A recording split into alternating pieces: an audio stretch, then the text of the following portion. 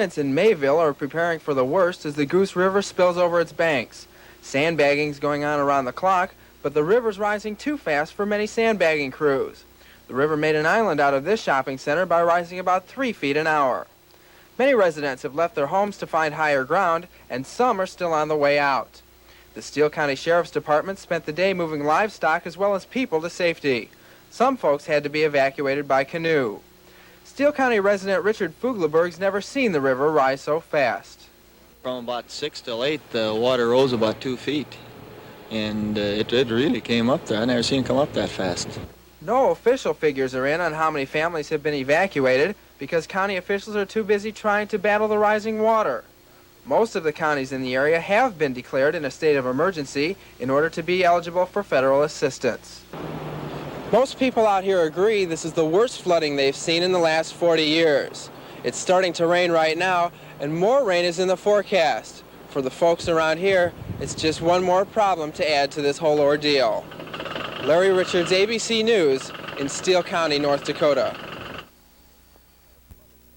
North Dakota flooding, 1 minute 13 seconds.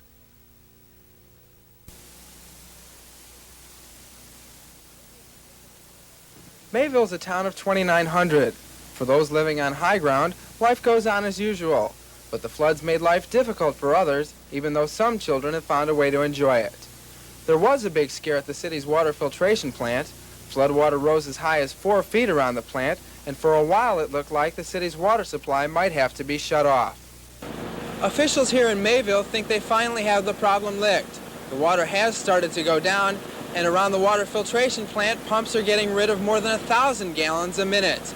The only concern now is more river water coming through from the south. So far, with the efforts of a lot of volunteers and a lot of good workers, we've managed to hold the dike. Now the water is receding, we figure the pressure is off. The reason the water didn't reach the plant was this bridge. It helped to cut down the water flowing toward the plant, but what really worried officials was the only thing holding the bridge together was one cable. If that cable had broken, the health department would have had a major problem on its hands from people drinking dirty water. City officials aren't making any damage estimates right now, but they're asking individuals to bring their own damage figures in on Monday so the town can get federal assistance. Larry Richards for ABC News in Mayville, North Dakota.